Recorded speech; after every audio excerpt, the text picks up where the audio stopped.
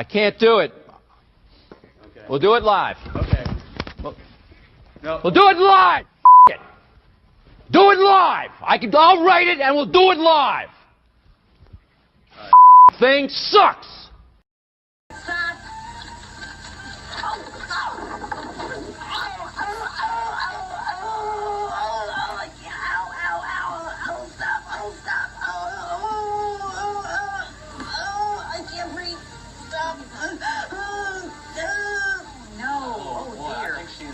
Hurt. No, I think she is. Yeah, she's hurt. She took a hard fall off there. Okay. Gosh, I hope she's okay. There we go. We welcome you in. It is the daily puck drop here on Monday, December 16th. We are broadcasting from the Limbach Lumber Studios. Contractors that got free deliveries, everything from whole house packages to homeowner DIY projects, the largest stock moldings in the Northwest. Old school service. Been doing it since 1930. Give Limbach Lumber a call, 206-782-3487. Visit them at limbachlumber.com. Follow on all the social media platforms, Puck Sports on X, Instagram, and Blue Sky. Puck_sports on TikTok, and, of course, we're on Facebook. And sign up and join the Puck's Posse community today. Full members get full access to all VIP content. Sign up and join the conversation. We got the taping the dynamic duos later today, the first episode that will come out in January.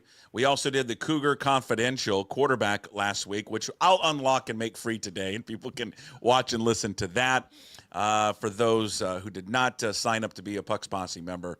But again, you want full access and content to everything at Puck Sports, sign up and become a Puck's Posse member.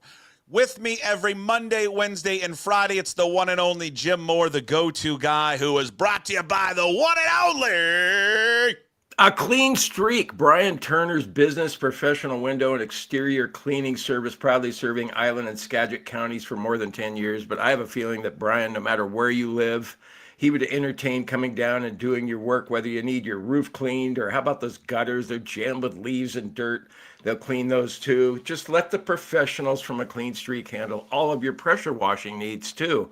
Give them a call, 360-395-5748, or visit acleanstreak.com.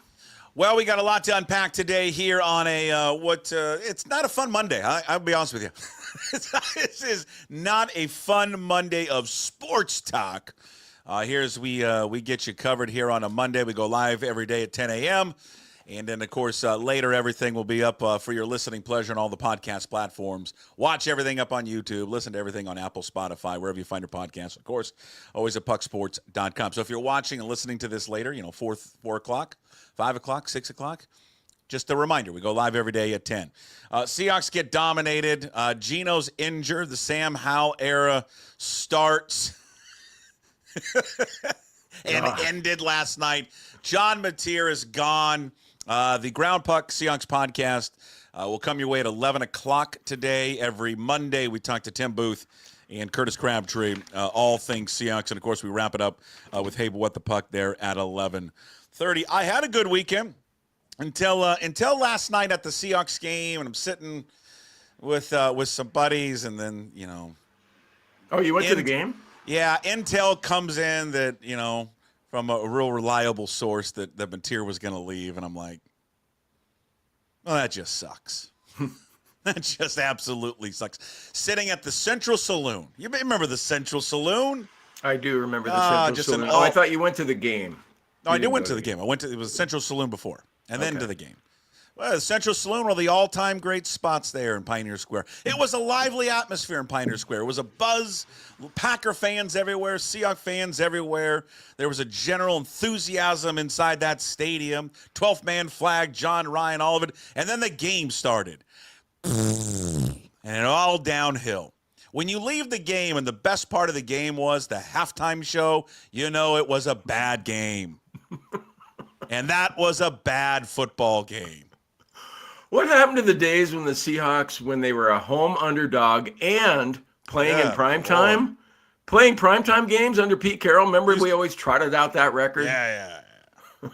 The stupid uniforms, all of it. Get rid of those uniforms. I don't care what their record is in those uniforms. They look awful. Stop wearing them, please. They're awful.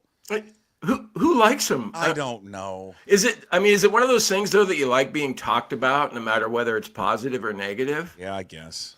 Because wouldn't they have looked cool in the wolf gray? I mean, the Packers looked a million times better in their unis last night. I love the Packers. The all whites were beautiful. I had a bad feeling with the game when they won the toss and took the ball. I'm like, I don't know. I don't feel good about that for some reason. What does LaFleur know that I don't know? And, well, we saw it. They just marched down the field and kicked their ass. They kicked their ass the entire game. And I don't care what happened in the second half. I swear to God, if I hear people give them credit for their defense in the second half. No, they made halftime adjustments, Puck. Shut up. Shut up. If the Packers wanted to lay it on them, they would have laid it on them. They didn't make any adjustments. They didn't do anything. Okay, you know what? I have a different spin on that. Yeah, I mean, I agree with you in part that Matt LaFleur wanted his team. If we won the toss, we're going to take the ball and we're going to shove it down their throats. They did all that. Okay. But if you're a Seahawks defensive player and you see that they won the toss and want to go against you, aren't you thinking, well, screw you, man. We're going to shut you down 3 and out and get our ball back to Geno on the offense. So why didn't they come up with a better... I don't know. I'm not a defensive coordinator. I don't know why they didn't come up with a better game plan. Here's the simplest come on, thing. You're a sports talk show podcast guy. Come on, you're supposed to know this shit. The other team was better. That's why. You want to pull out the trenches thing again? They won the trenches, and that's why they won the game. Simple. You can't keep saying that every week, though. Yes, you can. Well, and then it's so funny because last week it was like, oh, God, the Seahawks, that offensive line is so much better now. Felt like they turned a corner. They've got the continuity going. Yeah. I mean, every week it's something different. Was Grubb shitty last night? Oh, yeah, maybe it was the plays he was calling why Sam Howell couldn't execute. Somebody texted me, oh, man, when he threw the pick in the end zone. Great call, Grubb. How was that his fault? Geno's throwing off the back foot. Back foot into the end zone. I don't think Ryan Grubb, when he gets in his play, go, all right, Geno, let's go X wing right, 32, X Xander, throw off your back foot in the back of the end zone like it's Flyers up. Okay, see ya. And wait till the cornerback comes off his guy so he can drift back and get the INT. Yeah. So that was depressing. I mean, it was the point where we're at halftime. My buddy and I were like, he's like, you want to go? I mean, this is not good. And he's like, if they go 3 and out first series, like, I'm bouncing. I just can't watch this crap anymore. And then after Geno gets hurt, and you just the first series with Howell, like right away, he's sacked. You're like, it's not going to be. I went from being really excited, thinking, okay, it's Sam Howell time, to thinking, why'd I bet 250 on this guy when he sucks? Well, and I feel bad. I'm actually not. I don't even think I want to take your money anymore on it. Well, you're not going to have to. Yeah, but I just. Because you're going to owe me. I mean, the Rams are going to win this division. Did we bet? Oh, we bet on that as well. All right, well then, and then anyway, wake up. So I get that news last night. Wake up, and it's kind of reaffirmed again from other people that Matera is gone. Now it's he's not technically gone yet, but he's in the portal, and no one ever goes into the portal and comes back to the original team. It doesn't ever feel that way. He's gonna leave, and wherever he's gonna go, and. Obviously, the first place that will be mentioned will be Oklahoma because obviously that's where his offensive coordinator is. That's where his quarterback's coach is. And it's 2 hours from his hometown. Yeah, I just checked it out. It's 169 miles from Norman, Oklahoma to Little Elm, Texas. So if he doesn't go to Oklahoma, it's the biggest upset in the history of sports. So it seems like he's going to go there. And I just think there's a wave of emotions. And I think for today, whatever, if you are a Cougar fan, whatever emotion you have today is whatever. It's your emotion. You can have. It can be whatever you want. You want to be pissed off at him? You want to be angry at him? Go ahead. Go ahead.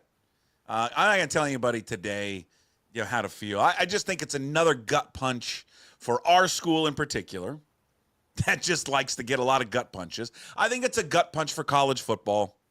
I think it's a gut punch for the little schools, the little guy, because it just – this day and age of college athletics, it just doesn't. You don't get to know these guys anymore. I'm reminded of a bit that we did with the Wazoo QB Confidential, which again is just for patron members. But I'm going to unlock it today so everyone can watch and listen to it, because there's a bigger discussion in there about college football, the NIL, and the portal. And Luke Falk said something in there. He goes, one thing I don't like about it. He goes, I'm a fan. I don't know anybody that's on the team. I don't know anybody. Because I watch him, and then all of a sudden, I'm not paying attention. I'm like, well, where's so-and-so? Well, he transferred. Oh, he did? And, it's and every school is going through this. It's not just our school. Every school. That's a bigger school too. Yeah, it happens to bigger schools all the time. They can weather the storm because of the financial backings of the schools. Our school unfortunately just cannot. And it's 2 straight years now you've lost 2 exceptional quarterbacks. One finished, what did he finish? 4th in the Heisman? Yeah. Cam Ward, right? 4th in the Heisman, and then now Mateer's going to go likely to Oklahoma, where he plays in a bigger conference, SEC competition. He'll have better athletes around him, and my guess is, like you saw a little bit with Ward, his skill set will be even on a much more massive display because he'll have better talent around him.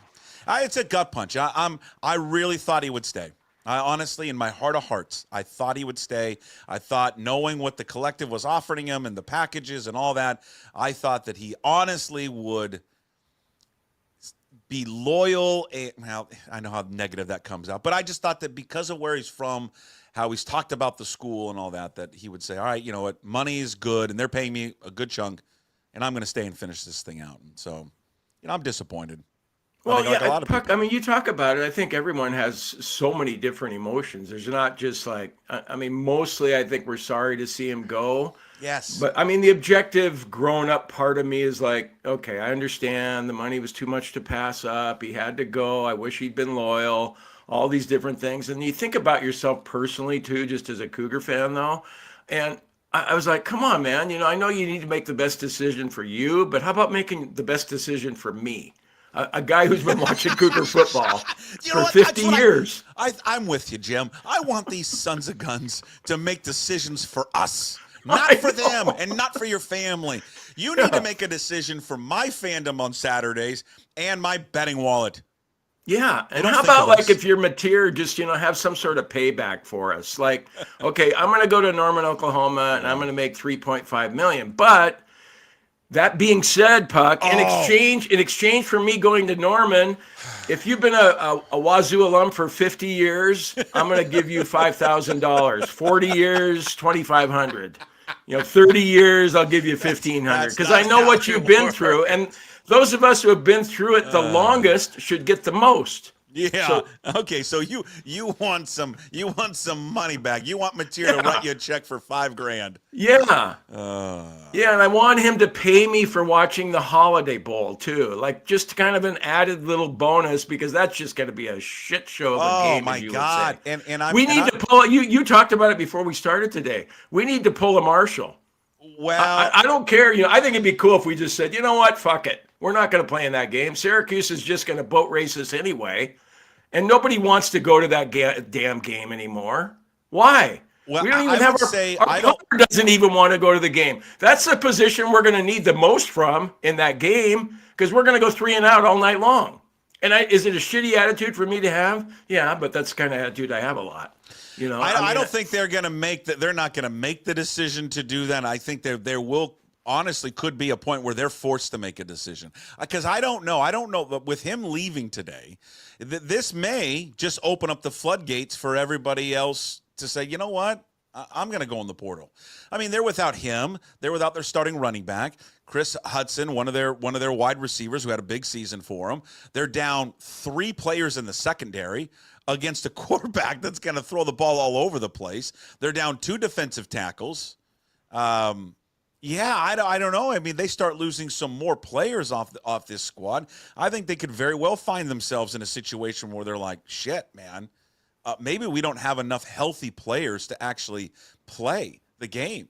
This might be the first time in my life that I bet on the opponent against the Cougs. I mean, you'd be a fool to bet on the Cougs in that game. Well, it's 11 right now, and it will only grow. Oh, shit. It will only 11? grow. Yeah. Well, I don't know. I really think, though, I don't know what the collective came up with. And I know I saw you on Twitter saying, praising the collective and all the efforts, and rightly so. But they could only do so much. And let's say, we don't know exactly what they offered Mateer, but let's say it was $750,000. Or let's say it was $1 million.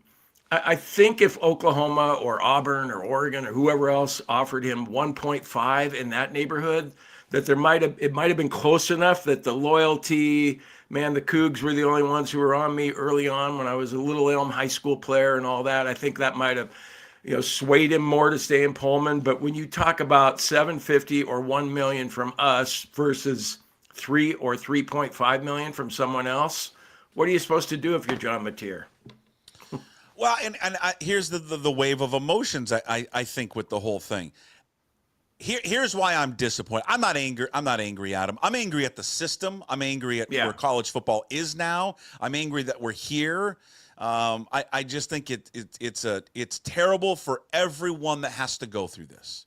I do, and I know I understand the kids and how much money they bring in, and the revenue and the growing sport and all the money there that is dispersed. I'm more angry. I'm angry at the system itself.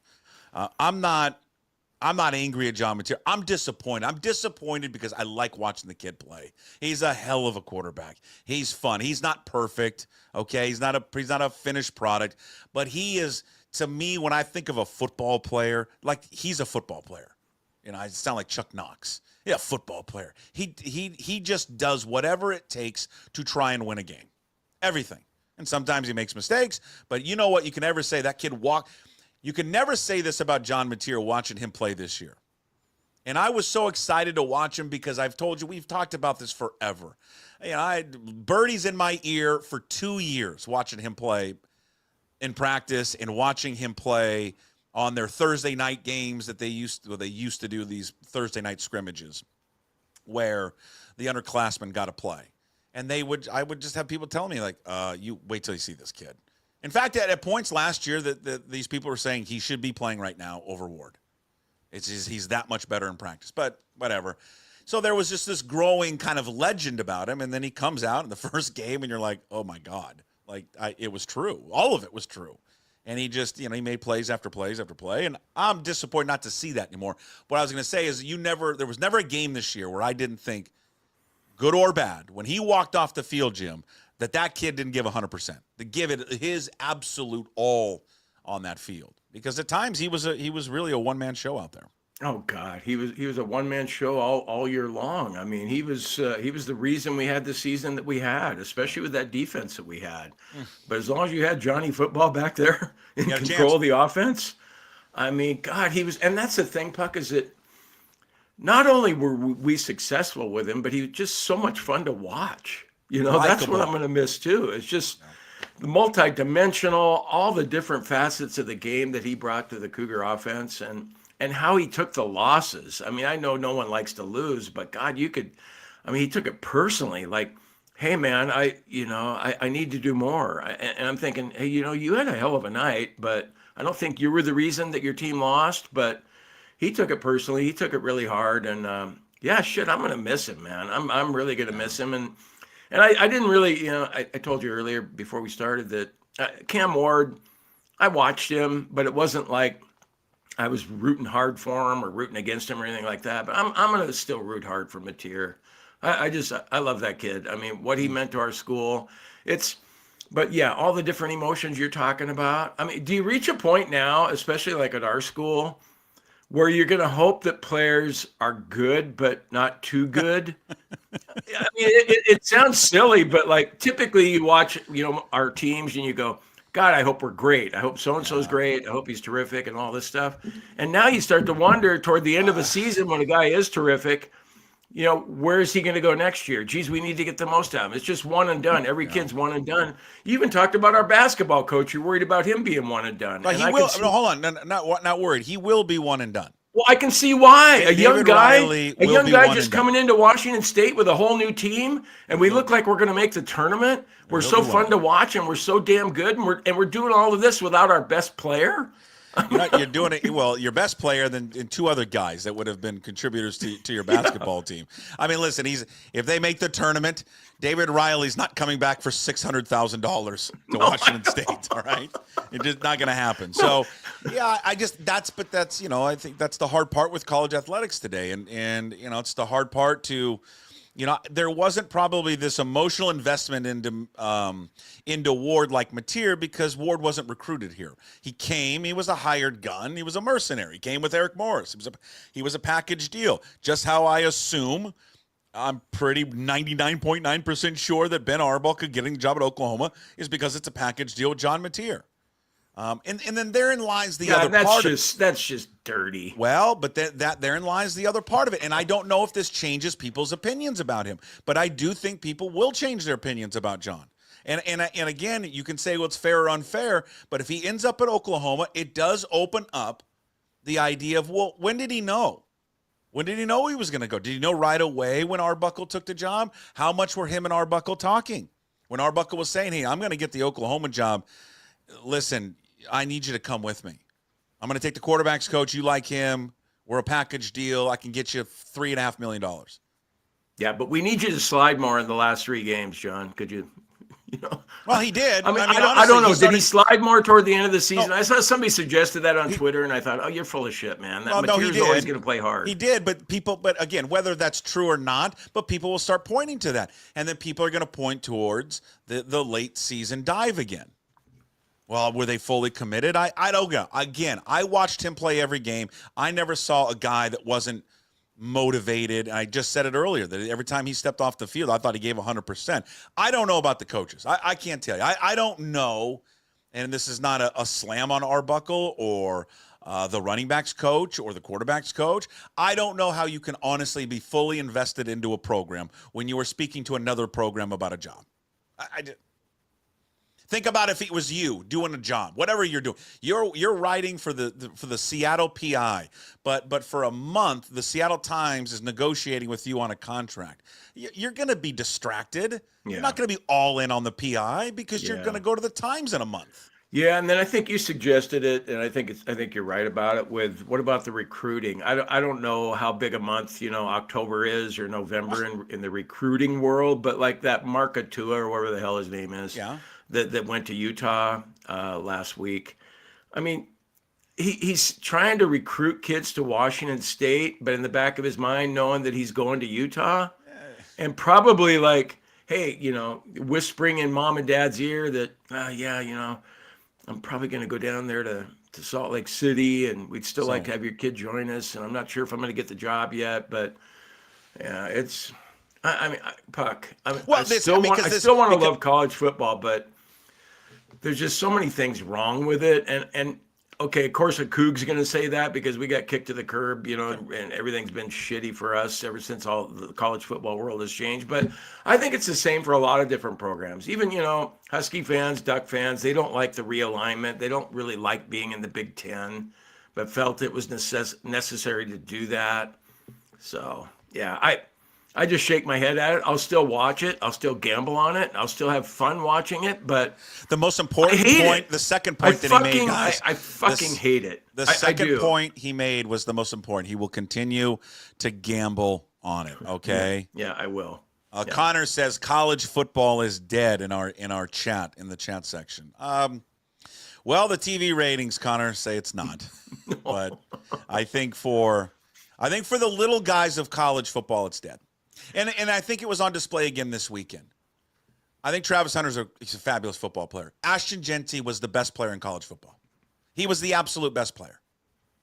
He led a team. He was a one-man show that led his team to the college football playoff. Travis Hunter wasn't a one-man show. Travis Hunter has the best, probably the number one quarterback off the board throwing the football to him.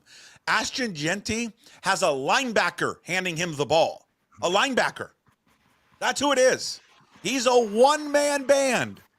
And he was everything right about college football. Stayed there, committed. I'm not going to leave. Parents, God, you can see where he gets that from. You listen to his parents talk on the stage. That was unbelievable. What great role models those two were. He was the best player in college football. But what did the media do? They got caught up in Deion Sanders. They got caught up in Coach Prime and fucking who's the rapper that was there on stage. I mean, what are we doing? I mean, well, Puck, okay, I agree with you, but how many times do you see a two-way player that excels like he does? He was a fabulous football. I'm not knocking the two-way part of it is what won him the award. I understand. Well, so Jeanty should have played linebacker. I mean, he won the award because he was on the field more. I'm just telling you, if you took Travis Hunter off the football team, yeah, they're still a good team. I watched them almost beat Kansas State when he did not play. He was injured. Shedeur Sanders was the best player that night. If you took Ashton Jeanty off Boise State, they're nothing. Absolutely. But again, I wanted him to win. Listen, I loved Hunter's speech. I love his story, all of it. He's going to be a terrific football player. I was pulling for Ashton Jeanty because I wanted to win for the small. I wanted to win for the small guys of college football. It's why I wanted Mateer to stay. I wanted the little guys, the little engine that could, to get a victory. But it's just the sport has changed so much, and it's just. I don't think you can ever put the genie back in the bottle. That's what Brink said on the podcast. It's never gonna. You can fix it. Did you think about toothpaste back in the tube before you went with genie? I like genie in the bottle. You like genie better? Yeah, because genie. Sometimes the genie's kind of hot if it's the female genie. Sometimes there's always a guy. Is it always a guy or sometimes? Barbara Eden was hot. Yeah, Barbara Eden was hot. Yeah, that's who I was thinking of. So I went with the genie one instead of the toothpaste back in the bottle. Okay. Yeah. Point well taken, though. I understood. Both cliches work. And, it's how hard are you going to be pulling for Boise State in this playoff? Because if they get crushed, it's going to be like, well, they probably shouldn't have been in there. It should have been Alabama or ASU. I'm pulling for Sparky. I'm going to go for that. You like Dillingham? I mean, you got to pull for those two schools. Yeah. And if we could get I don't know how, I haven't looked at the bracket lately, but I don't know if Boise State could meet Arizona State in the final. But... They would, they're on the, they could, in the championship game. That would be ideal. That would be ideal for college football. Doug Lawrenson says in our chat, no way am I rooting for Mateer to succeed somewhere else. I think there's going to be a lot of that. And I'm going to say today and it's whatever you feel like. I'm not going to sit there and tell any Cougar fan how they should or should not feel about John Mateer. I will just say that I like John. I got a chance to sit down and interview him for a long time. May replay it. He's just a fabulous person. And I don't know here's the thing where I reserve judgment. And I take a step back and try to take emotion out of it. I am massively disappointed that he's not the quarterback next season for the team. My kids are crushed. My kids love him. I told them this morning, crushed. Daughter probably has a massive crush on him. 15-year-old, why wouldn't you? Just crushed. But I don't know what his background. I don't know what his situation is with his family. No idea. They could be well off, and money's not an issue for them. Whatever. But it could also be the opposite. Maybe money's a problem.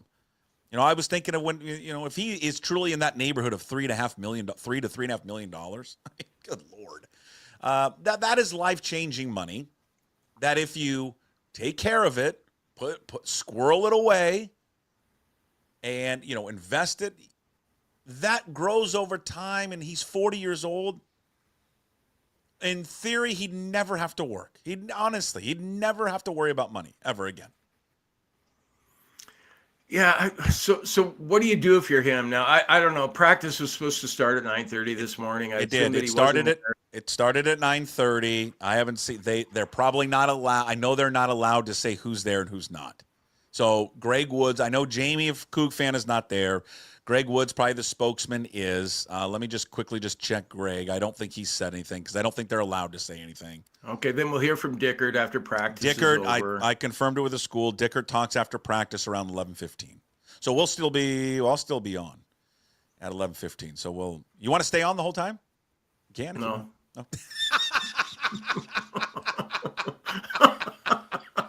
Oh, you know what, man? F you. F you. Why? I just gave you an honest answer. Okay, if you're the Puckett crisis firm. Sure. What would I say? And John Mateer steps in the door and says, "Hey, good morning. I want to know how best to handle this at this point."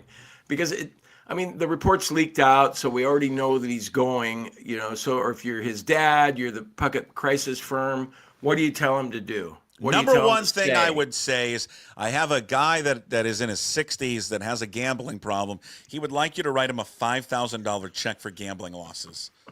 His whole Cougar gambling losses he had through the year. I would tell him, number one, do not say with that being said. Yeah. Whatever you post, do not say that being said. Number one, if he were to put something out on social media, I would do a video. I would do a video. I would not write anything, and I would just do a video, and I would just say, hey. I'd make it short and sweet. I just want to thank Cougar Nation, the Cougar fans.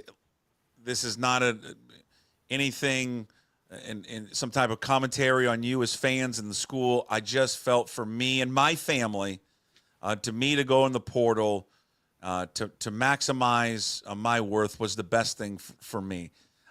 We all come from different situations and different backgrounds. I hope you understand. It was a very difficult decision.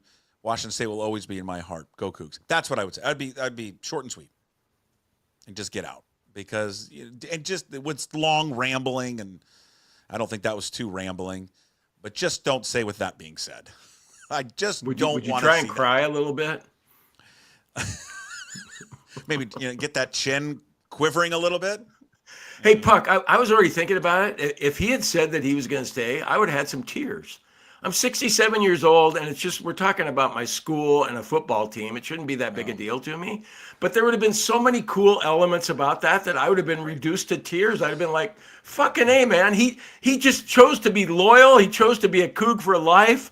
Over all the money that was being thrown at him, it'd be like, go Cougs all day long, which it's go Cougs all day long anyway. But he would have, well, again, so I'll go back to what I said earlier. He just would have, he would have won one for the little guys. Yeah. And we know, I mean, you had the Coug quarterback confidential, which you're going to open up for everybody. Yeah, we're going to open it up for everyone. So, I mean, we've had so many great quarterbacks, but just hypothetically speaking, where do you think Mateer would have ranked if he had stayed with us for 2 more years? I think he could have been number 1.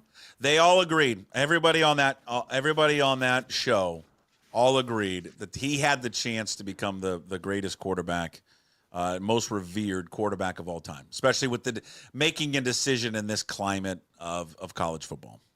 So that was there. And think about all the quarterbacks we've had.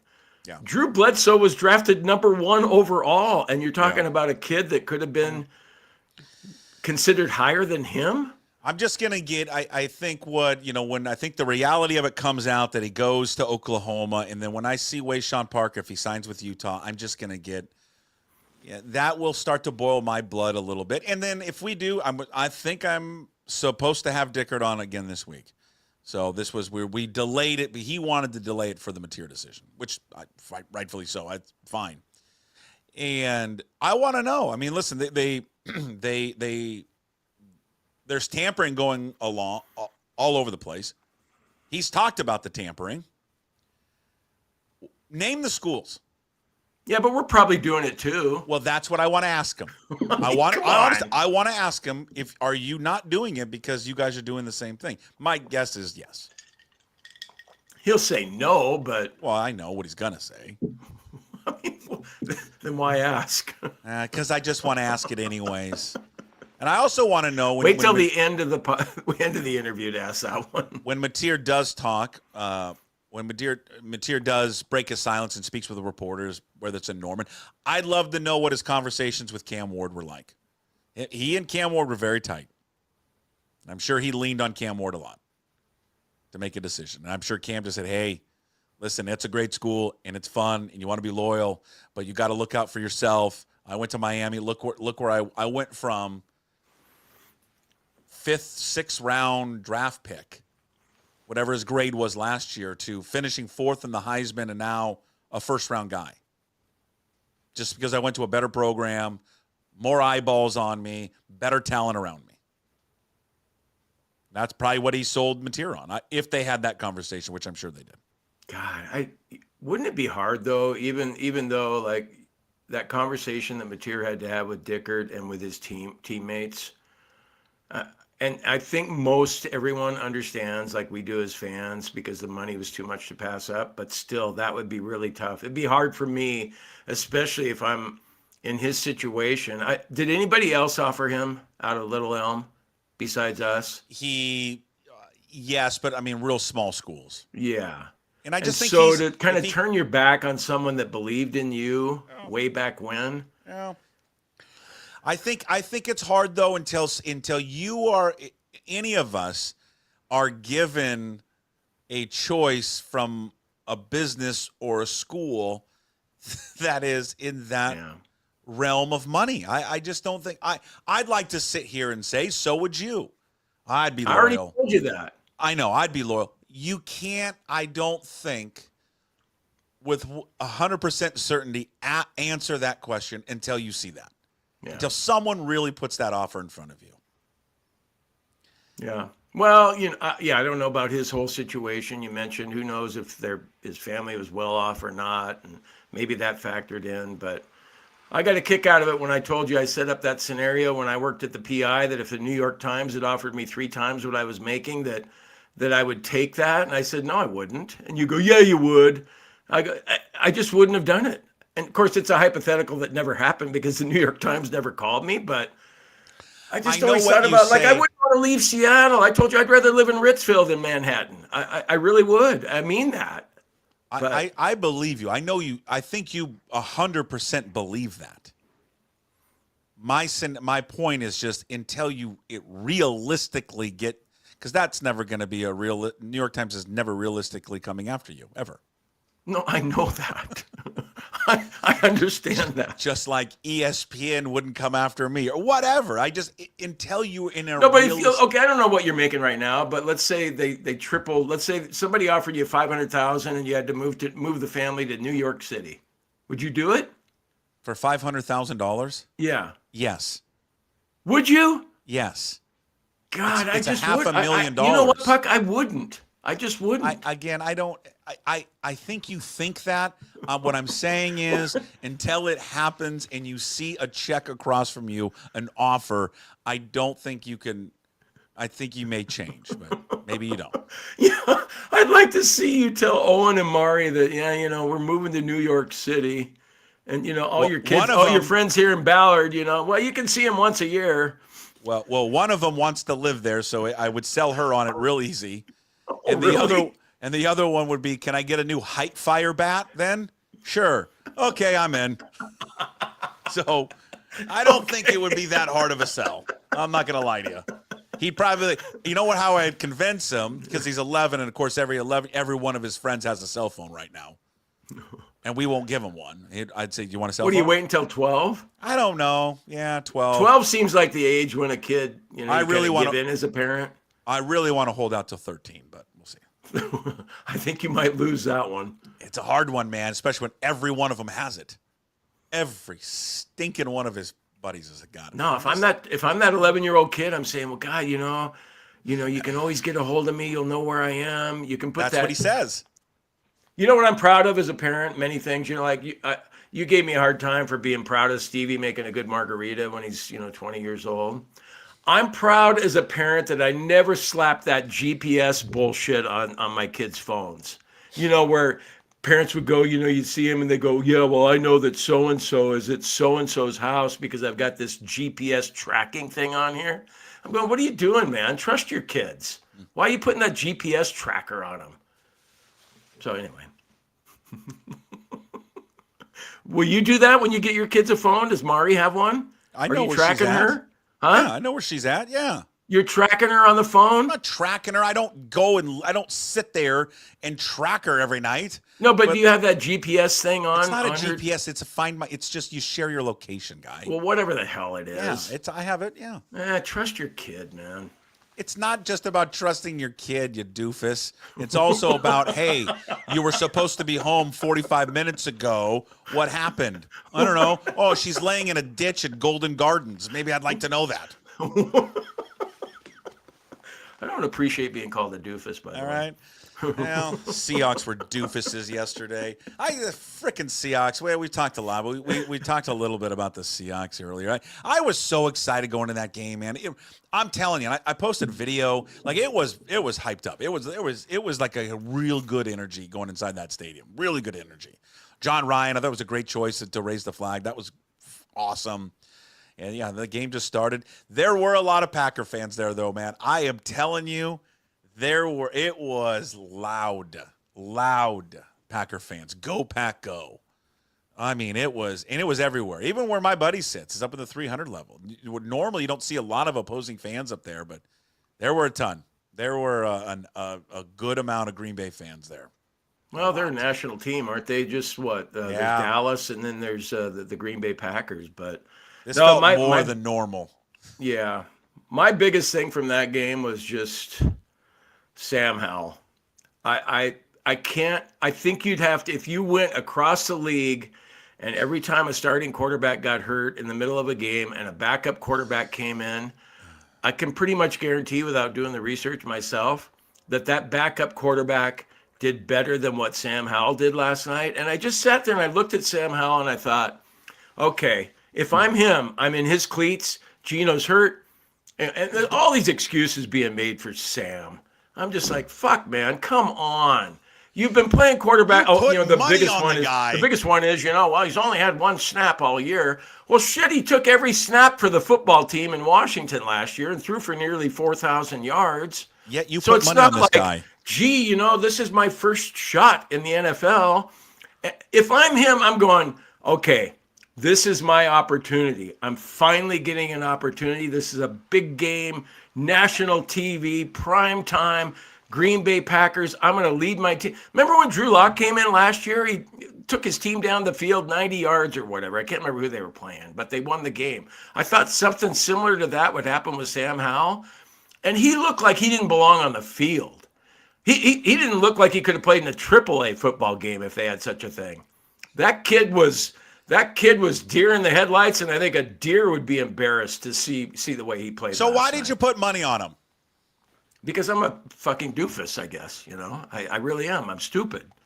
I'll admit that was a stupid bet after seeing him last night. But I just kept thinking about what he looked like against the Seahawks last year. Do you remember that game? He threw for 300 yards against the Seahawks. Great question here by, S Overstate. I don't even know what that S Overstreet. Sam Howell now is out there with Gelby, McGuire, Charlie Fry, worst quarterbacks in Seahawks history. Off of that performance last night, I think you still have to give it to Gelbaugh, though, because he did it for a full season. Hey, Gelbaugh, I'll defend Gelbaugh. He was a World League MVP, Frankfurt Galaxy. Well, okay. But that, what was that season, 91? I mean, you bet on the under in that 92, I think. 92? 92. And somehow the Seahawks had a world beater defense and just, they couldn't score on offense. They just couldn't. I mean, I give credit to LaFleur. They offensively, I mean, the way they kept that Seahawks defense, especially that first drive off balance, I loved what he did on the first few plays. Screens. God, I love a good screen pass. I love it, love it, love it.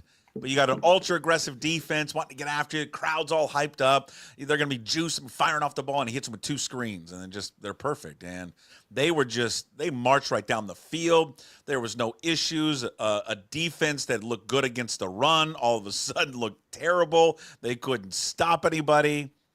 And, I mean, it just was disappointing. It was hard. It was just a hard watch because the crowd was so into it last night. And they needed one of two things to happen. A 3-and-out or an interception or a turnover, and the place would have exploded last night. But then they took the crowd out of it by marching 75, 80 yards down the field. And they marched down the field with ease, Jim. That was the thing was so surprising. Yeah, they certainly did. I mean, they just took the Seahawks out of it. I mean, you expected you didn't expect it, but after the first drive happened, where they showed no resistance whatsoever, the next time the Packers got the ball, I thought, well, okay, things will settle down now. They'll probably, if not a 3-and-out, we'll see the Green Bay punter at some point. But no, it was 14-0 after that drive. So it was just, I guess in hindsight, it maybe wasn't all that surprising because Green Bay, they'd only lost to, Detroit, Minnesota, and Philadelphia. Yeah, I mean, they lost to great teams. I mean, yeah, and then we like to think, we're hoping that the Seahawks might be a good team, borderline, moving up into that stratosphere where we could consider them potentially a Super Bowl candidate. And then it was just like, no, not even close. And then I saw Mike Varell wrote about it in the Seattle Times today. I didn't even think about this. Denver is the only team with a winning record that they've beaten this year. Denver. If they played Denver, when they played Denver, they got lucky to face them in the first game of the season. But Bo Nix now, they're 9-5. They wouldn't beat Denver now. Yeah, but that's what now. What was Arizona's record when they beat them? Well, that's true. I hate that after the fact shit. I really do. Do you? Yes, it's the dumbest thing in the world. What was their record when you beat them? That's what you look at. Let's see. What was their record when you beat them? them? Called a doofus 10 minutes ago, and then I just brought up I'm not the dumbest saying that thing to in the you. world. I'm just saying that's no way to treat a co-host. I'm not saying that to you. I'm not into that. What their record is now. You're basically calling me a dumb fuck, but go ahead. What was their record when you played them? Mike Varell, he doesn't appreciate that either. You called him a dumb fuck too. It's a low-hanging fruit thing that people always grasp onto. Well, shit, man. I like low-hanging fruit. So do I. What are you trying when you're like picking apples? Are you trying to go for the ones that are 10 feet up there? No, I got an apple tree in the back. Go with the low one. Well, okay, then why is it so stupid? Because it basically is an illustration of, well, here's one reason that this team really isn't as good as you thought it was. Okay, but I mean, just when they beat, when they beat Denver, Denver was 0-0. Really? So when they beat the Niners had a winning record at that point. Niners Did they? were still, yes, they were 5-4. Okay. When they beat the Cardinals, what was the Cardinals' record? All right. The Cardinals were 6-4. So well, email Varell then and tell him that. You email him. I'm not emailing him. I just know what he's doing. I know it's after the fact. They're not as good as we thought they were. They are. I think they're a good team. They're a good team, but they're not like that next level. I don't think Green Bay's elite. I bet they're not that next level of teams. They're not with Green Bay. They're not with the Eagles. Do I think they can play with those teams? Yeah, probably for a little bit. I think if they played them again, and again, I made the comment in the beginning, I don't care what they did in the second half. I mean, there were some signs of their defense playing better in the second half. But again, I don't know how much. I'd like to know how much going to the game plan did Green Bay like. I just think it happens to teams when they get up big. They just naturally, especially in the NFL, kind of pull back a little bit. It's inherent. You see it all the time. It's why you don't see a lot of blowouts in the NFL. You really don't. You rarely see blowouts. Like what the Buccaneers did to the Chargers yesterday. You don't ever really see that. They were down 14 points in that game. You just don't ever see that. But I mean, Seattle had their moments to get back into the game. You know, it's 17-3. If they get a touchdown there, and all of a sudden now you got a 7-point game. Plenty of time to go. But, you know, quarterback who just, you know, we were talking to people, buddies at the Central about this yesterday. And, you know, oh, you're not one of them accusing me of not being a Geno fan. I go, it's not that I'm not a Geno fan. I'm not a Geno fan at $50 million. I'm just not. I'm not paying him $50 million. No way am I paying him. If he wants to come back for $25 million, okay. Good. I'm not paying him more than that. I'm not. And no, he's I know. well worth I know. $25 million. I know, but his agent is going to want more than 25. Well, I know what his agent wants. And he's going to compare him to Kirk Cousins. Sure. You know what I would tell his agent then? I would tell his agent to go out in the market and get it. Go find $50 million if you think you can get it. He's not going to get $50 million on the open market. He's not even a free agent next year anyways. But I'm just saying that if they want to negotiate, he's not getting it. He's never going to get that money. He lives in a fantasy world thinking he's going to get paid that much money. Not going to. Wow. Seattle would be the team that would do it. So you want him to go for Darnold then? No, they don't have to do anything next season. He's under contract. They just need to renegotiate his contract to lower his cap number because his cap number is at 38 or $40 million. I want it lower than that. You want to go up to 30? Go up to 30. But I'm just not going north of that. Just no way. You can't be that bad in the red zone and commit over $30 million to someone that once they get in the red zone, they become Sam Howell. Because from the 20 to the 20, he's like one of the better quarterbacks in the league. Gets inside the red zone, and all of a sudden it's Stan Gelbaugh and Dan McGuire. Yeah. No, you're right. What was that, the fourth pick in the end zone he's had this year? You know, it ties it with Jameis Winston. I mean, his numbers in the red zone are awful. And but then his agent's going to counter with how many quarterbacks have led fourth quarter comebacks like my client. Because he's been good in the fourth quarter. Okay. It's so funny because he can. I mean, God, some of those throws he makes are so beautiful, and Gorgeous. yet there'll be one or two a game where you go, and then I wonder, well, how many other quarterbacks are making, some poor throws? Go like back and like watch. Jordan Love. Jordan Love looked great last night, but he had an 8-game stretch where he threw a pick in every game, and I'm sure there were Packer fans looking at him like we look at Geno Smith, going, I miss Aaron Rodgers. Well, I thought for sure he'd throw an interception. There was the play in the game. They ended up having a penalty on Seattle anyways, but where he threw off his back foot in the middle of the field, and the guy still came up with it, and we couldn't pull down the interception. But he just... Well, did he do that because he knew he had a free play, though? Oh, maybe that's it. Yeah, I don't. It just you can't commit that much money to him. You just can't. Again, you want to go one or two more years with them, fine, because you don't have an answer. You need a quarterback, and he's more than capable of playing quarterback. But you guys, you have to stop thinking he's a $50 million quarterback, and there are fans out there that think that really think they believe him when he's like, oh, I'm a top 5 quarterback. He's not a top 5 quarterback. He's not a top 10 quarterback in the league. He's not a top 10 12, top 15, top 15. Okay. So you got what he's earning now and then is what he's perfectly gonna be, fine. He's going to be 35 too. So, yes. So you got the age and some of the red zone tendencies, and there's reasons not to pay him that much. But can you imagine being disrespected if someone came to you and said, "Oh, we want to offer you 30 million"? Yeah. Well, 30 million. No, everybody has perspective on that because we all feel like we should be making more than we are. Yeah, I hear you, but and then it's kind of a slap in the face when so-and-so offers you whatever they're offering, and you kind of go, well, wait a minute, other people in my industry are making X amount, and you're offering me that? It's depressing to see his play in the red zone, depressing to see what his age is, depressing to see what the price tag eventually will be for him, depressing that you didn't, because I think when Sam Howell came in, you're like, all right, I want to see a little bit of Sam Howell here. Maybe he shows something he doesn't unseat him this year, but maybe you see a little glimmer of hope to where you're like, oh, I can live in a fantasy world where Sam Howell is the quarterback of the future. But I mean, you didn't see any of that at all. And I don't know, maybe the future quarterback of the Seahawks is coming into town this weekend. I don't know, maybe they go after Sam Darnold. Who knows? Well, yeah, I don't get why hasn't Minnesota signed him to a long-term deal? Well, I know why they haven't, because they got J.J. McCarthy and then they got Danny Dimes there too. Yeah, Danny Dimes, but really about McCarthy. They're not going to lock him up because they have their quarterback of the future right there. You imagine though, Sam Darnold's only 27, and you're thinking, hey man, we're 11-2.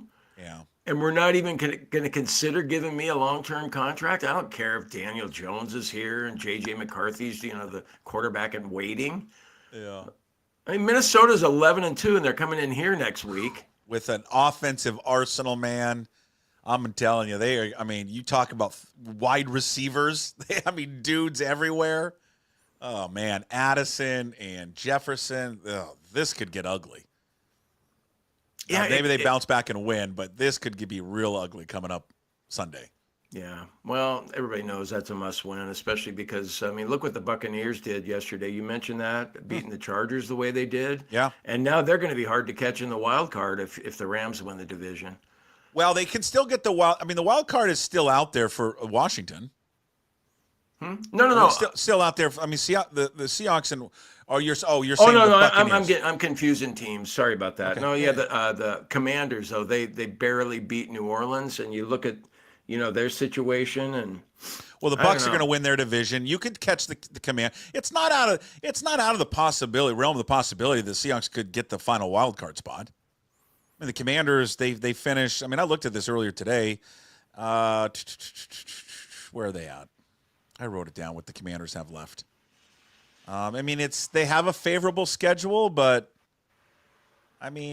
you could make it work. Washington has got the Eagles, Falcons at home, at the Cowboys. I don't know. We'll see what happens. 1-2, 2-1. Yeah, and then there's some weird. I had Tim Booth look at it. We'll get to it because this stuff gets. There's a chance, the Rams and Seahawks finish 10-7. With Seattle beating them, obviously. And they go all the way down to like the 5th or 6th tiebreaker for the division. Because you go head-to-head, then division, which they would be tied, conference record, they would be tied under this scenario. Then you get the 5th, was the strength of schedule one that I had Tim look at. So, I mean, I think the Rams in a two-way would probably win most of those tiebreakers, if I'm not mistaken. They wouldn't win the head-to-head. There'd be even. No, I know, but when you go down the list, eventually the division one, if they would play out the way that I had organized, if they play out the way that it should, they would be tied for the division. That's the second tiebreaker. Then the next tiebreaker would be conference record. They would be tied for the conference record. You have to go down to, I think it's the 5th tiebreaker. Okay. The one where I was hoping for the Seahawks' sake anyway, was maybe a three-way tie for first. Because if you got Arizona in there and you beat Arizona twice, yeah, and the Rams have beaten them once, but they have to face them one more time. Correct. So a three-way tie things probably change a little bit. Sure. Might be in the Seahawks' favor. And the Arizona could still win the whole thing. So I don't know. Yeah. It's gonna. We'll see how it all shakes out. I mean, can they afford to lose one more? Yeah, they go 8-7, but then they win the last two, get up 10-7. We'll see how it shakes out. But I mean, I think what you just saw yesterday is just the gap between the teams like that, teams that are fighting realistically for a Super Bowl shot, and then in Seattle just trying to get in. Hey, before we wrap up, I know we got Ground Puck Seahawks Podcast coming up with Curtis Crabtree and Tim Booth. You see, our old buddy Nick Rolovich is back. I did see that. Rolo is back. Senior offensive assistant for the Cowbears. Rolo Bowl. Yeah, well, how many years has that been now? What's it been, 3 or 4 years ago now? Well, it was COVID, right? 4 years? Yeah, 3.5 years. Yeah. 3 years since he's been out. God, I don't know where their lawsuit is right now. I think it was thrown out, and I think they're in a settlement spot right now, what they're trying to do. And man, he stuck by his guns on that one. He did, and again, whatever. I mean, here's what I didn't. It was a state mandate. Wazoo didn't do this. Wazoo was forced to do this by the state because it was a state mandate why they had to terminate him. Every state employee, and he was the highest paid state employee, had to get the vaccination. Whether you like it or not, that was the mandate at the time. That was it. He didn't want to do it, so he's fired. I mean, it's pretty black and white. If you didn't want to lose your job, then do it. And he lost his job for it. Now, I know it's unfair now because they reversed that mandate. You don't have to do it anymore. But what was troubling about Rolovich was not that, to me. What was troubling is when you started really peeling away the layers to his past and seeing things that he talked about, doomsday bunker guy, conspiracy theory guy. That's when I started to maybe this guy wasn't all there. And I don't think he was all there. And when he did the religious exemption, I laughed. I laughed my ass off because the Pope came out and said you should get the vaccination. The Pope. And I don't know. I think I'd listen to the Pope than Nick Rolovich. So, are you saying that Pat Chun didn't properly vet Nick Rolovich? I don't know how you do. How do you know someone thinks that way? How do you know that? Well, can't you go through their social media history? I guess. But I think deep down when you start hearing things and the weird stuff that he believed in, I think it red flag. So, is this his first coaching job since all of that? I think he was doing a high school team in the Bay Area, I believe. Okay. Yeah, he's a wonderful coach. I mean, I'm not taking that away from him. He's a good offensive mind. He's a good coach. Yeah. Well, Cal could use some of that. They could use somebody with his offensive expertise. That's a smart hire. I mean, it's a smart hire for Rolovich. Now that he's back in, it's a smart hire who they got their coordinator, Brian Harsin. He's a good offensive mind. It's a good move there by Wilcox, who just continues to survive. I mean, it's unbelievable. A guy that they should have beat Miami. You remember that game this year? Yeah, they should have beat Miami. A middle of the pack coach. The guy just lives because Cal just doesn't care about sports. Are you going to be watching the golf showdown tomorrow? I just learned about that this morning. Yeah. And yes, I will watch that. What's it on? It's on TBS, TNT, and True TV, but a weird start time, 3 o'clock.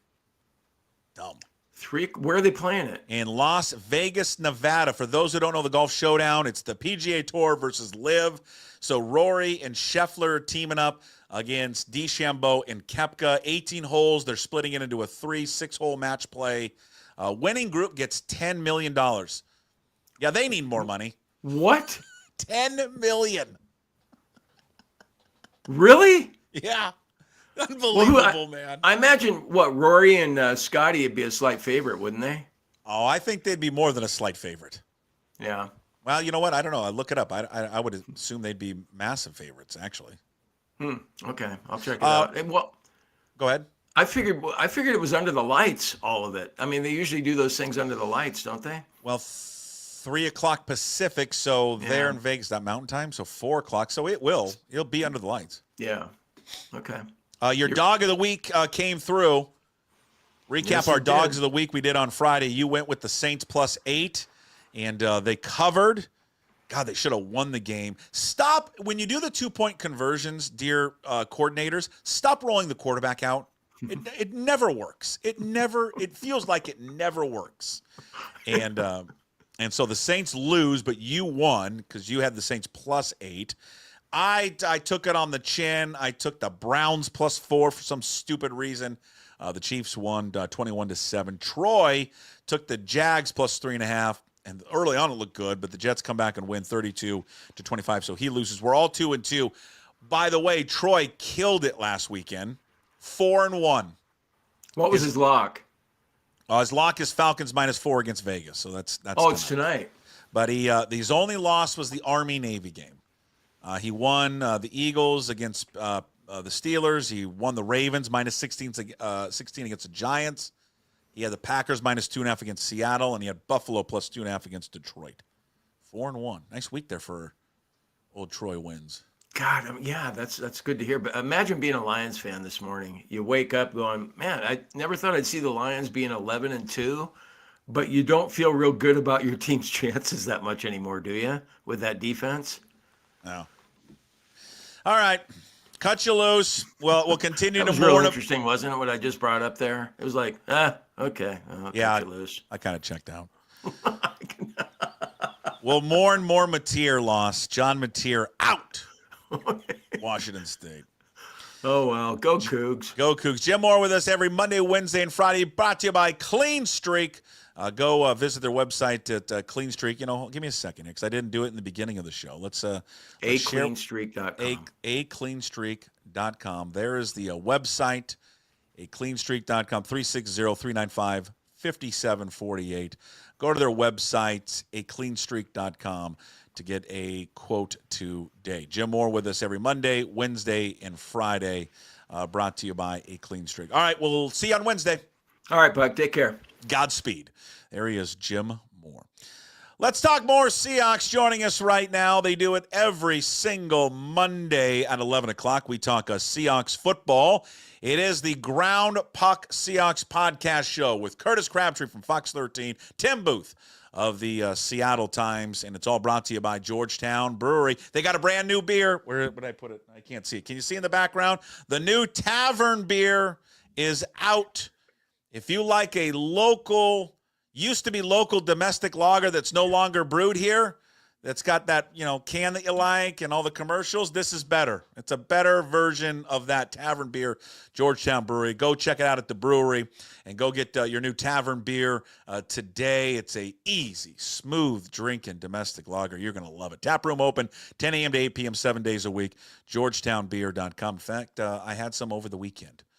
And I could have used some more last night, fellas. Tim, Curtis, welcome in. 30-13, Curtis. I'll be honest, though, it felt worse than that. Yeah, it did, didn't it? Yeah, there was a lot of ugly football in various aspects of last night's game, and it led to a result that certainly got away from them at the end when they're playing with a backup quarterback there for a quarter and a half. And, it was very little went right other than the defensive performance in the second half of the game. Other than that, you could probably write off just about everything you saw last night against, a team that was better than you in just about every possible way. So not ideal for a team if you're trying to chase the playoffs to get pretty much punked like that at home on a primetime game like they were last night. Tim Booth, you have answers. I want answers. What happened last night? An ass kicking. I mean, just like a straight up ass kicking. Like the Packers. Think about the teams that Seattle has lost to this year. You lose at home to the Bills. You saw the gulf that exists between a team that's about to contend for a Super Bowl and a team that's fighting and scrapping to get to the playoffs. You saw last night the gulf between a team that has enough talent to contend for a Super Bowl bid in the NFC and a team that's fighting and scrapping to get to the playoffs. I mean, the Packers are a more talented team. They came out and just gave an absolute ass kicking to the Seahawks. I thought it was really notable that they won the toss and wanted the ball, and just was like, okay, your defense has been great for 4 weeks. We're just going to go and shove it right down your throats and show that our offense and our game plan and our scripted first 15 plays is better than anything that you're going to roll out there. I thought that was a very telling sign for what was going to play out the rest of the night. Because you guys, you never see that. You never see teams win a toss and take the ball anymore. No, you defer to the second half, and then you go out and you hope you get a stop on defense, and then you allow your offense to go out and do their thing. But they were like, yeah, we want the ball. And immediately, like, Josh Jacobs is running for 8-9 yards, per carry right there on that first drive. It was like, okay, this is how it's going to be tonight. Curtis, I actually for a moment thought I had too much to drink before the game, thinking they had won the toss and elected to take it. But it was true. Yeah, no, I had a bit of a double take moment up in the press box last night myself, saying, "Oh, forgot you can do that. You can actually choose to receive to start a game." So, no, you certainly don't see it anymore. It used to be the norm, but now, yeah, as Tim mentioned, everybody defers to the second half because they want the ball. Then, Green Bay last night, they just decided to give the ball to Josh Jacobs 9 times in 10 plays that opening drive and go straight down the field with the help of a penalty as well for roughing the passer, and 7-0 before you blink, and then 14-0 before you blink again, and all of a sudden you're playing from a 2-touchdown deficit against a team that you didn't want to be behind against. So yeah, didn't start well, didn't go well for most of the night period, and now as I wrote last night, you lost the game, you lost the division lead, and you might have lost your starting quarterback all in one go. So we'll see how that comes out today with Geno Smith, but it was not a good night for Seahawks in just about any way possible. What do you guys whoever goes first? I don't care. What happened with their run defense, which had been so solid, but man, those first 2 drives, really the first drive, it just looked like they reverted back to the team that they were, a month and a half ago. My take on it was I think they overthought it. Like you saw a lot of movement on the defensive front last night. Like pre-snap, they would shift some of their positions and things like that. I thought the linebackers didn't play great too last night. It seemed like they got washed out on a lot of plays. And Green Bay's offensive line is really good. I think it was a combination of those things. I think they maybe had too much movement up front, which got guys out of position. Packers obviously took advantage of that. Jacobs is a really good runner, and that offensive line is really good. And the linebackers, for the first time in a month, felt like they were kind of invisible, especially in the first half. It felt like they just got washed out on a lot of plays, and you saw, some of what we saw earlier in the year where Dodson and Baker were making tackles 5-6 yards downfield. Well, suddenly it was Ernest Jones and Tyrese Knight making tackles 5-6 yards downfield last night, especially on that first drive and especially in the first half. Yeah, and I think they ended up getting to a point where they were moving laterally too much. So I think they were, it's not like they were getting knocked straight back off the ball. I think it was they were trying to string plays a certain direction, and by moving laterally, they got moved back and got out physical up front, and therefore all of a sudden you're creating those running lanes that they had done a pretty good job to keep in check the last several weeks. It's one of the things Ernest Jones talked about last night was they were doing stuff and they weren't quite expecting up front, and it took them a while to adjust to it. So I don't think it's a massive step back from an ability standpoint. I think they just got out schemed a little bit, outworked in some areas, and just kind of had a bad half in that front. I don't think it's anything alarming for the long term. It was the wrong time to have that happen to you when you're starting a game like they did last night. Kind of felt like they sped them up offensively, like LaFleur sped them up to where they couldn't make those adjustments that they like to make. Yes. Yeah, I thought so. I thought take the second half they played better, but without question, Matt LaFleur won the coaching battle last night. Like the way that first half played out, whether it was them going a little bit of tempo, whether it was them just deciding, hey, Josh Jacobs is going to touch the ball every play on the opening drive, like he out schemed Mike McDonald to start that game, and it set the tone for the rest of the night with what they did on those first couple of possessions, getting and jumping out to that kind of lead. Yeah, it just was. I thought, Curtis, the way he even called the first two plays of the game, which I believe were screens. I mean, just taking advantage of what that defense, because of the atmosphere, because it was a great atmosphere yesterday going in. It was, I mean, people were juiced up for it, including that defense, and they wanted to get after him. But he just had a counter, and they just had them off beat the entire game, and that was just an absolute clinic on that first drive. Yeah, he obviously took the ball because he felt pretty good about his script for the start of the game, eh? Like, and it worked for him to come out and just carve the defense up and end up with 2 touchdowns pretty quickly and a quick 4 and out, I guess it would be for the defense on the other side to get things going for them. And yeah, the game got out of hand very quickly for them to where you're playing from 2 scores down the entire night and weren't able to dig yourselves out of that hole. What does it mean for the team? Like, what's the takeaway from it is what, Tim? That they're a good team, but they're just they're not at that level with the Packers, the Lions, the Eagles. Yeah, I mean, they can compete with them, but to actually beat one of those teams, you have to play a perfect game. That's where the Seahawks are right now. You can be competitive. We saw it earlier this year. They were competitive with the Lions. Earlier this year in Detroit, they didn't play a perfect game. The Lions ended up winning. We saw it against the Bills. We've seen it now against the Packers. When they have gone up against better elite competition this year, they have shown that their margin for error is essentially zero.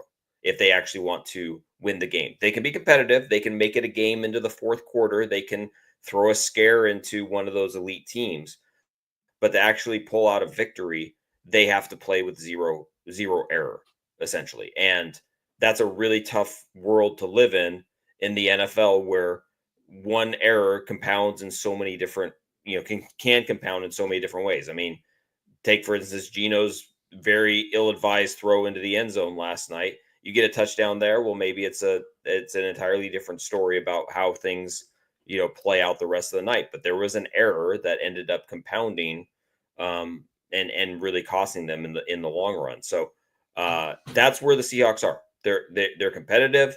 They're obviously in the division race still. I mean, it's not the world is ending today. Like they go 2-1 these final 3 games. There's a very good chance they're the NFC West champs. But when the bigger picture of where you want to be and what you should expect for, what level this franchise, expects itself to be at, you essentially have to play perfect if you want to do more than just sneak into the playoffs and maybe win in the wild card round. Because we talked about this a little bit, the 3 of us just in a chat. I was just looking at the tiebreaker situation just for shits and giggles here. What would happen if they would all finish 10-7? If the Rams and Seahawks finish 10-7, Tim, how far do you got to go down the tiebreaker? Because the head-to-head would be even, Steven. The division, how it would play out, would be even. I believe the conference record would be the same. We get down to what, the 4th or 5th tiebreaker? It's the fourth tiebreaker. It's strength of victory. Strength of victory. So it's essentially the winning percentage of the teams that you have beaten. As it stands right now, the Rams have that tiebreaker. Now that could change drastically over these last couple weeks. I mean, the Seahawks beat the Vikings. This upcoming week, all of a sudden that stat could change fairly significantly, because all of a sudden you have a victory over a team that's got 11 wins or whatever it is going into tonight. So that could still flip in Seattle's favor, but you're looking like at this, depending on how things obviously play out, you're looking at potentially going all the way down to the 4th tiebreaker if they both finish it at 10-7. Because right, Curtis, you could in theory lose to Minnesota this weekend, which again they'll be underdogs in this game. Beat the Bears, beat the Rams, and still end up winning it. I mean, again, I just think there's this thought that for some that are like, oh my God, they can't lose another game. They can kick another game. Minnesota would be the one you'd kick. You certainly don't want to kick the Bears game, and then you can't kick the Rams game. Maybe because of the strength of victory thing, maybe it would be the other way around. Where as long as you beat Minnesota, maybe you could kick the Chicago game and still get there. But yeah, I mean, ultimately, at some point in the line, the conference record comes into it, as Tim mentioned there too. And yeah, I mean, you've put yourself in a position where you have to do this math game with the stuff like this to try to find a way to get in if you can't take care of your own business. And ultimately, there's teams that they just don't match up well against because their offensive line is still a problem, and there is a ceiling on what they can do when their offensive line is as poor as it's been all season long. That's just the bottom line, because defensively they're plenty good enough. Offensively, skill positions, I think they're plenty good enough. Same with quarterback. I think they're, Geno can have his moments here and there, but they're more than good enough to be where they want to be with him at quarterback. And that offensive line, it just anchors down the ceiling of what this team wants to do, because they just have too many games like last night where they can't do enough. And it shows how much Geno's, covered up some of those line problems in the passing game when Sam Howell comes in and gets sacked 4 times on about 18 dropbacks last night and throws an interception of his own. What he does to avoid some of those pressures and sacks himself when he's back there under center. So, it comes back to offensive lines, their limiting factor, and it's just not enough for them to be the team they want to be this season. They can still do plenty, but that's the area of concern for sure. Yeah, and Tim, we thought that this would be clearly a bigger challenge. I mean, we talked about it a little bit last week. I think everybody talked about it. The bigger challenge going into the Packers game was this wasn't Arizona's defensive front. I mean, this was a different beast, and they were good against the run, and they were good up front. And again, you have another game without Ken Walker. We knew these issues going in, and then Oluwatimi, I didn't know. I was at the game, and when you're in the stands, it's just hard to see this stuff. I didn't even know Oluwatimi went out. Was it the second series he was out of the game? He was out by the second quarter. I think he got hurt on that second offensive possession, because we noticed when they came out that first time they had the ball in the second quarter, Jalen Sundell was in there at center, and we're like, okay, where's the center? So I think it was the second quarter. And here's the thing. I mean, I think when you look at the numbers, I mean, Charbonnet had the long run, which makes his numbers look better than they were. But the point was, I don't know if they could continue to try and establish the run once they were down so quickly. You're like, oh my God. I think inherently, right, guys, you as a play caller and as an entire staff, you start to panic a little bit, like, oh, we need to go down and score right away. Oh, without question. We don't even know if the run game was good or not last night, because they were coming from 14 down the entire night. Like, they couldn't even get to it. What Charbonnet ended up with 8 carries at the end of the day. I mean, like, you don't even know if the run game would have been able to live up to what it was last week. The numbers were fine, particularly with Charbonnet. Like, his yards per carry were nothing to sneeze at, but like, you just couldn't get to it because you were trying to come back the entire night, because you found yourself in that 14-0 hole immediately. So whatever Curtis said. Curtis, we echo with what you're saying. The Tim Geno Smith thing, it's what happens to him from the 20 to the 20. You're like, this is one of the better quarterbacks in the league. He makes every throw. He does everything right. What Curtis was saying earlier about the offensive line, and he makes up for the issues that they have on the line. He gets into the red zone, and Jim and I were joking earlier, he turns into Stan Gelbaugh. Like, why? What happens to him? That's a great pull from the past. Obviously the field is it's obvious. The field's more condensed. There's more traffic out there. I think he inherently feels like he has to get a touchdown. Like he just has to get the ball in the end zone. And I don't know if that's, a result of issues from his past when he was with the Jets that he still is, trying to work out, if that's the thin, like we talked earlier, this team rides such a thin margin of what it can do against really good competition that maybe he just feels like he has to force the ball in there because they absolutely have to have a touchdown on this possession because, we're down by 10 already, or last night they're down by 14 already. They have to get a touchdown on this drive. They can't afford to kick a field goal here. Like, I don't know if that plays into his mind at all. I don't know if it's him feeling like I have a damn good arm and I'm just going to force the ball in there. And by God, it's going to be caught by my wide receiver on this play, or my tight end, or my running back, or whatever it might be. I don't think there's an easy explanation for it. I think there's probably factors of all of that lead into what has led to him struggling and making as many mistakes as we've seen in the red zone, and specifically inside the 10. Like, it's just, you can't, again, this team rides such a thin line of success and failure. You can't have those mistakes compounding, especially against good teams.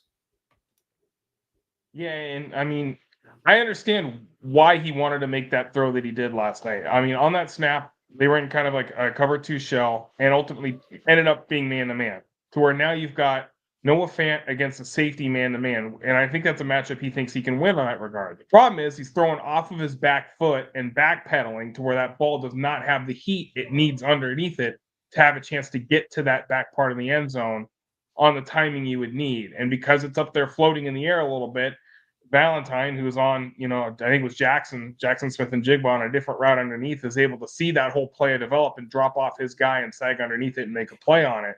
It's just, I think he diagnosed the play right, but you can only throw that ball if you're set in the ground, flat-footed, able to rip it and get it back there with the pace needed. And yeah, he forced it.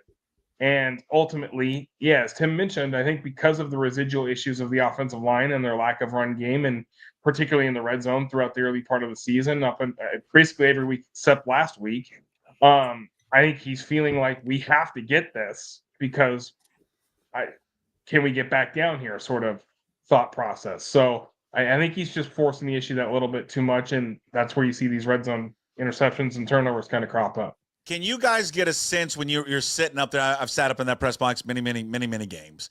It's closed, so sometimes you don't get the full effect of the crowd. Could you hear how loud it was from Packer fans? Go yes. Pack, go. Yep. Go Pack, go. Yeah, I heard that plenty of times last night. Yeah, you could tell it was not a it was not entirely a Seahawks crowd. I mean, it felt like it was.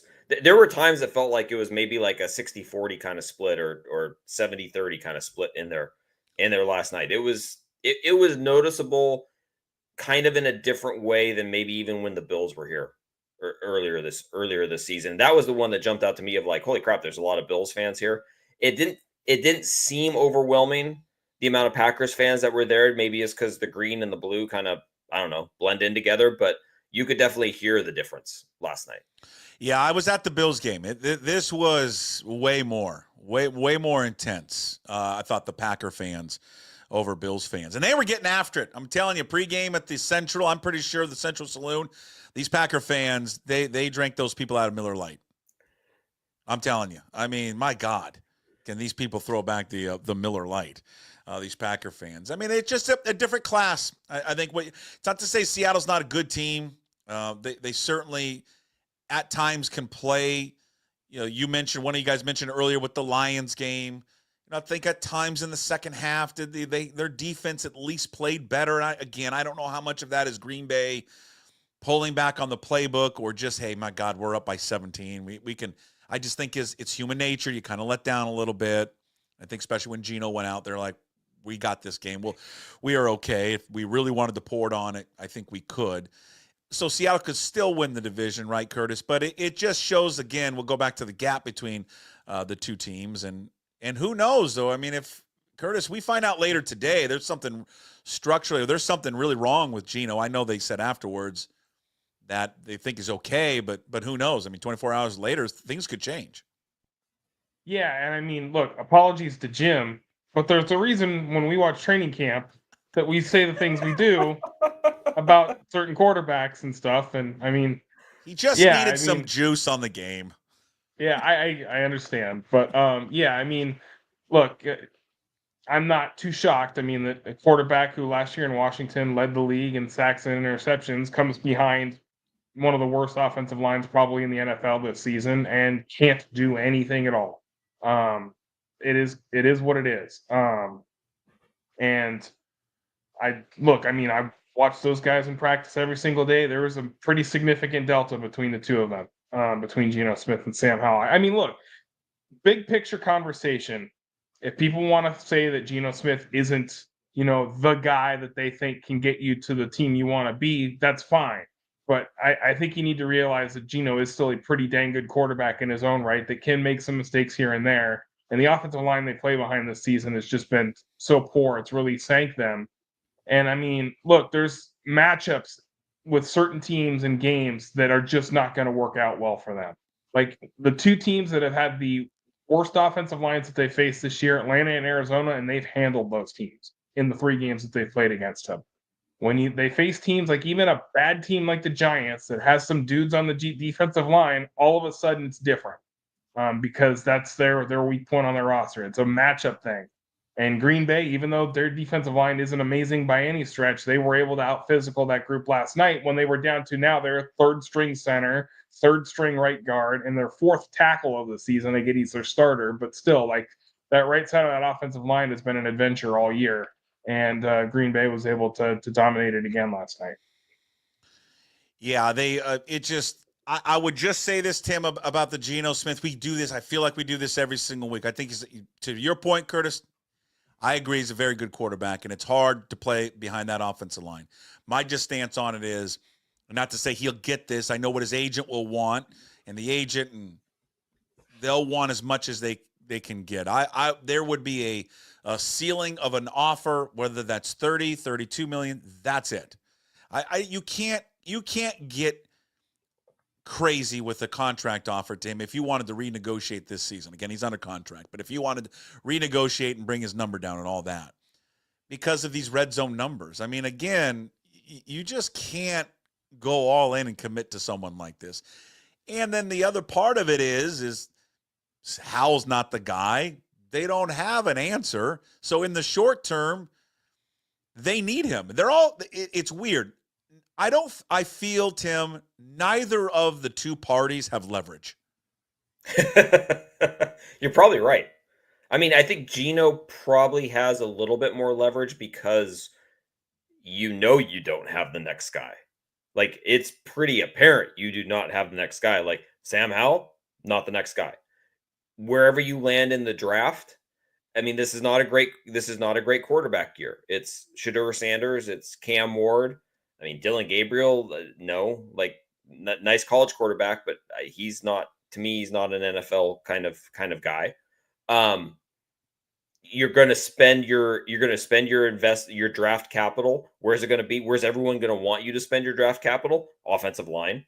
Like, so I think in the bigger picture of what's likely to be some sort of negotiation this offseason, it would be Geno has probably a little bit more leverage than the team does at this point. If you're the team, it's like baseball arbitration. You're going back and you're pointing out every hole in his game. You're saying, look, we know you want 40 million. We know you want X amount because there's only so many decent quarterbacks in the NFL right now. But look at all these red zone issues you've had. Look at the times that you've taken sacks that you didn't need to. Look at the times you got us into the wrong play, whatever it might be.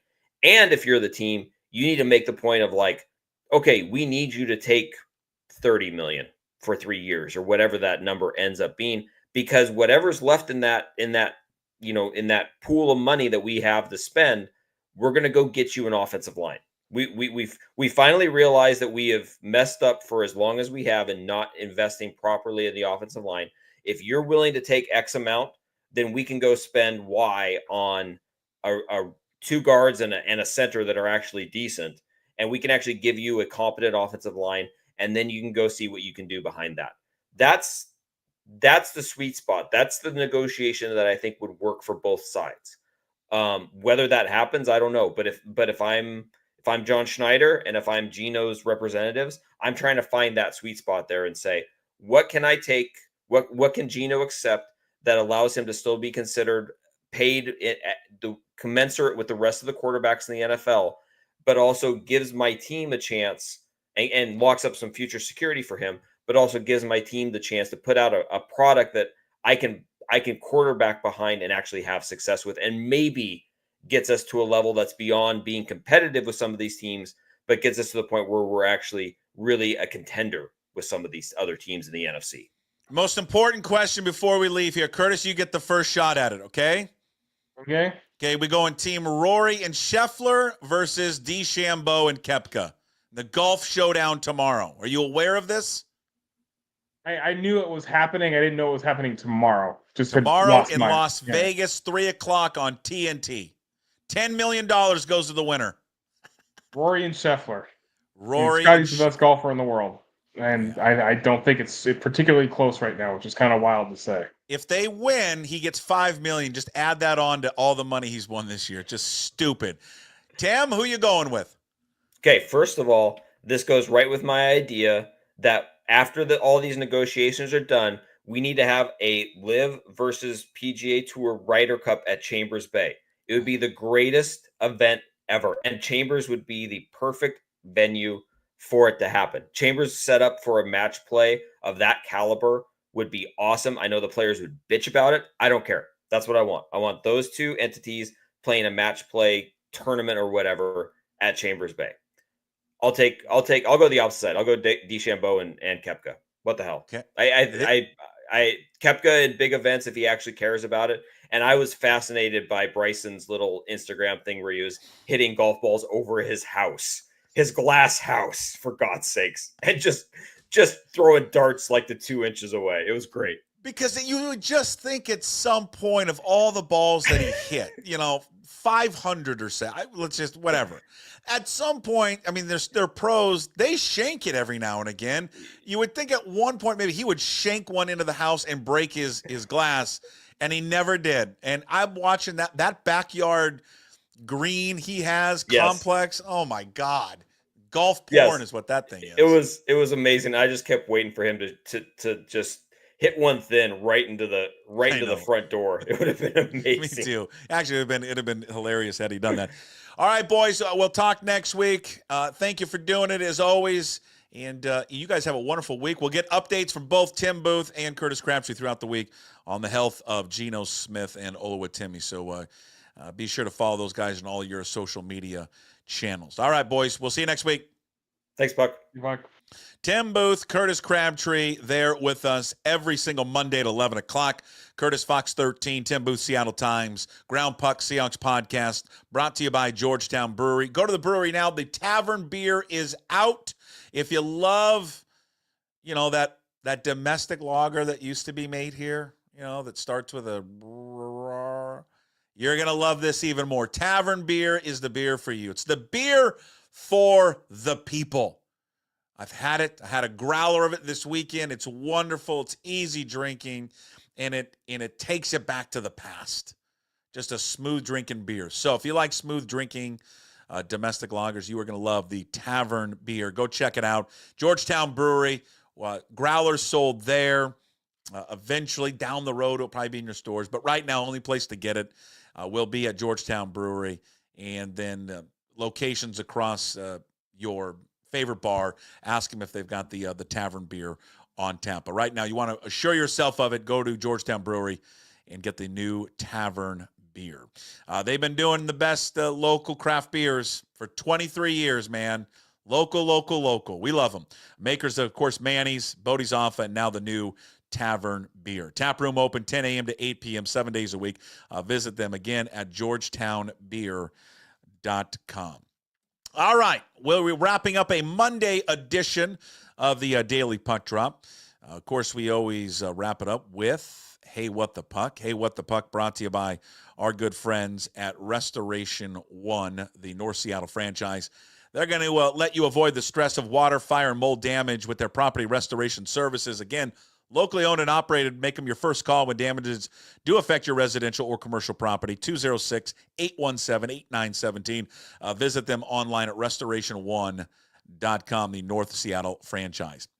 No doubt a disappointing day for Washington State fans. For some of you, you're laughing at us, and I don't like it. It's disappointing for this. I don't, with the news today that John Mateer is in the transfer portal and has played his last game for Washington State. Not going to play in the bowl game. It leaves this football program massively depleted for the bowl game that is 10 days away. They don't have a starting quarterback. They don't have a starting running back. Their offensive coordinator's gone. Their quarterback's coach is gone. Their starting running back or their running back's coach is gone. 3 members that off and on all started in your secondary are gone. A starting defensive tackle, gone. I'm probably missing somebody. This could lead to more players now that with Mateer in the portal, he could be gone. More players could leave. It's devastating because I think it's a loss for college football. I think it's a loss for the little guy. I think it's a loss for people who like the sanctity of the sport and were hoping that someone like Ashton Genty did a year ago to say, you know what, I can get money, but I made a commitment. I'd like to stay here. That was his decision. I think fans should react any way that they want to react to.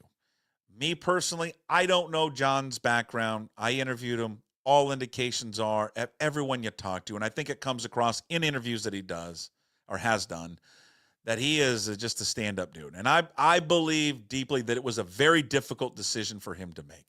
But when money of this magnitude is thrown to anyone, and whatever his financial situation for his family was, when you hear rumors of $3 to $3.5 million, maybe more, being presented to him and to his family, I think for those who want to just completely dismiss him and tell him to pound sand, I would just say, if you were offered something like this, what would you do? I'm not angry towards him. I'm angry towards the system and to what has happened to college football. It's a disgrace what's happened to college football. It's a mess. Shame on everyone that's had a hand in this.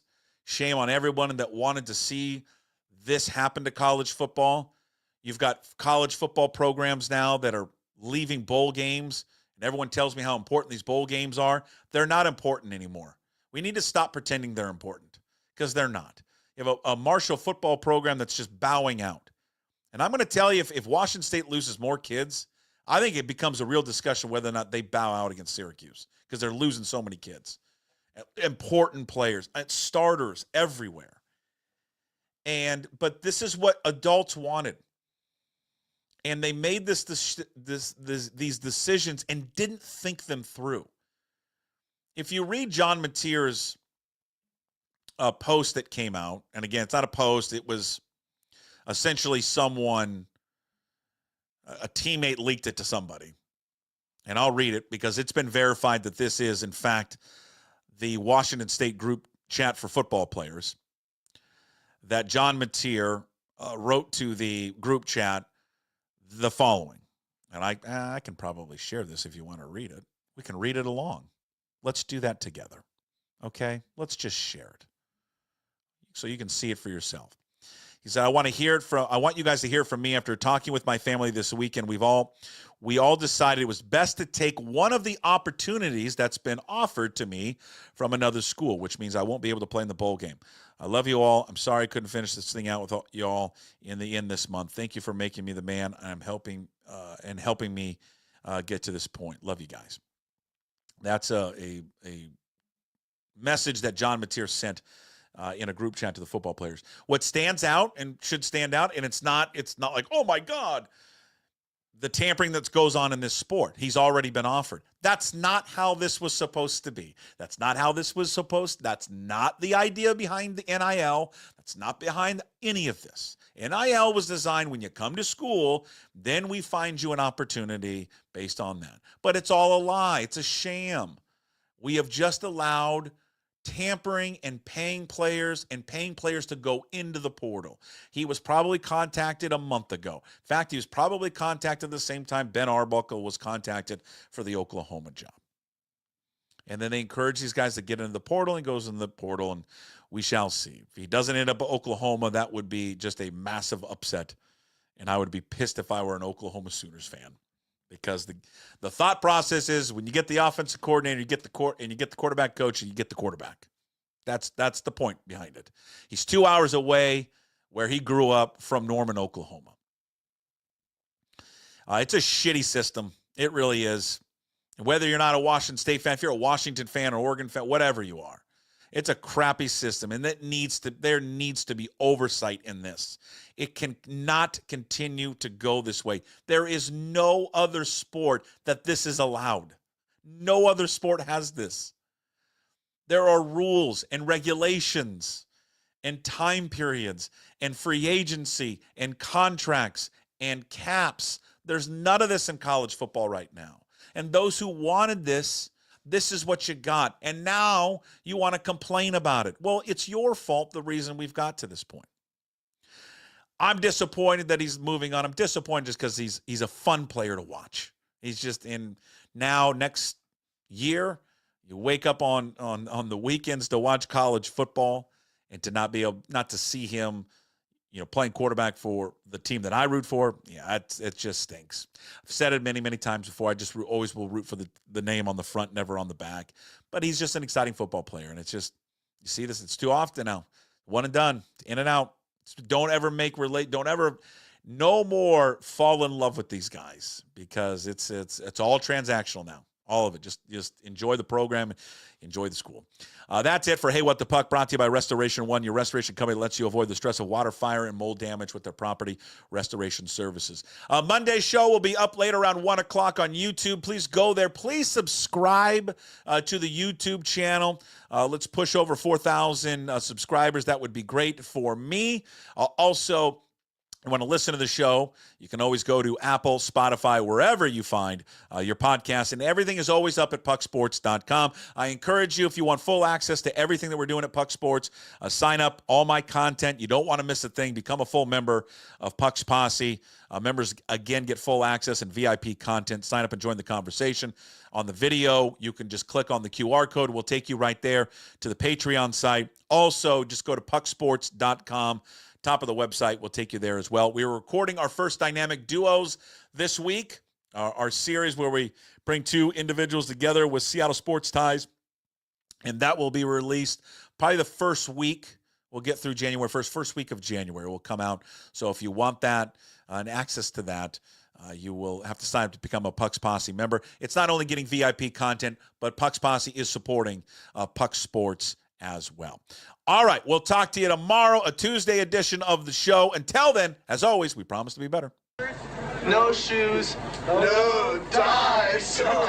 Would anybody like to smoke some pot? Yeah. I was born to love you.